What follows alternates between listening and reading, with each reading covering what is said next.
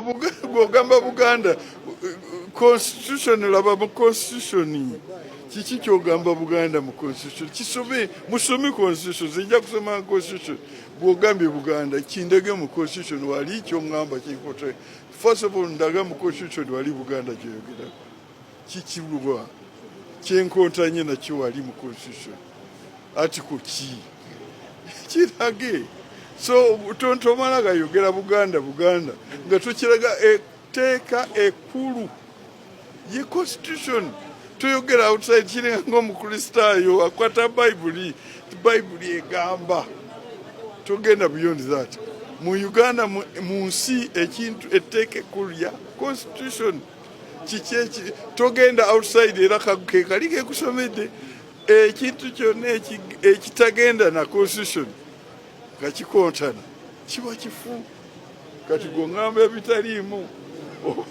oba ogenze na bifu mateeka ge bw'osoma etteeka ligambye wesanga nga ruling ya court of appeal eyo togisome bulungi kati kyenja okukola make sure ruling eyo ngisomera ddala ne mujja n'emibanyonnyola kati kino ekikolebwa kiri contrary to the constitution and to the Supreme Court ruling.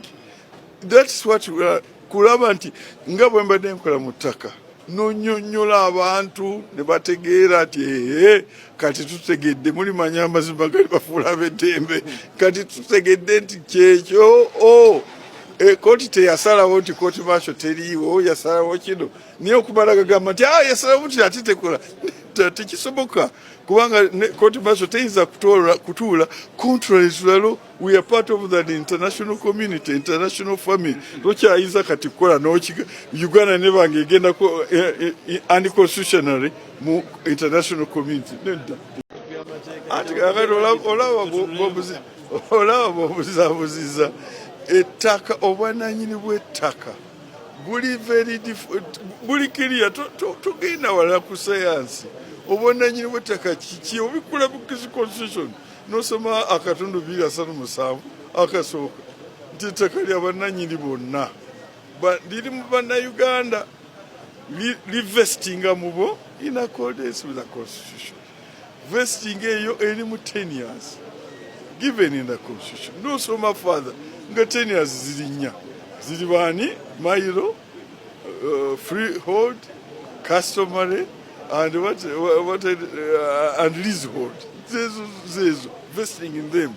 Nesi buli muntu alina that registration land registration alina ekyapa n'olwekyo abali ku kyapa bo abatalina ttaka ab'ebibanja abatalina byapa n'ogenda kuki ku 274 sabbatical 8 egamba etya abo constitution bayita legal or bona fide occupants bayina ki bayina security of occupancy gwokisoma waliwo amateeka amalala gakyogeddeko ng'ogenda mu land act nti muki 36(9) egamba ki nti ne bw'ogula ne bw'okyusa tekyaffectinga rights zaani ow'ekibanja.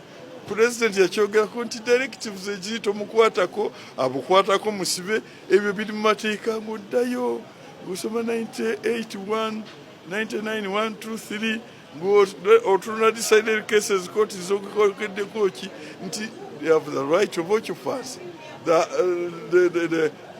the right of law.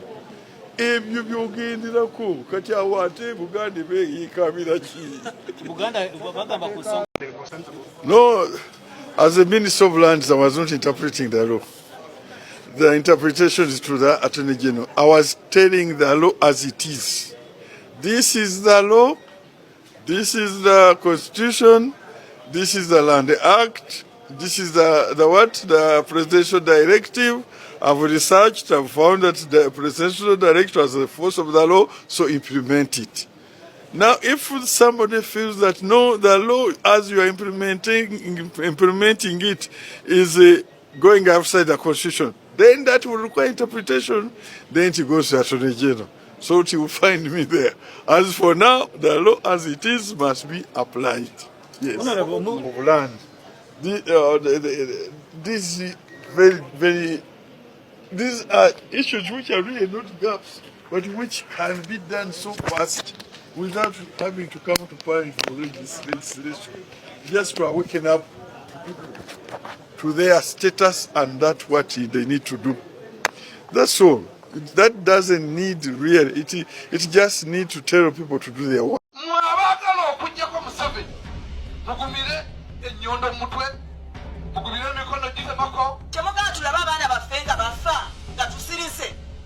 Abaana baffe bawambibwe nga tusirise, abaana baffe battibwe baganda baffe nga tusirise.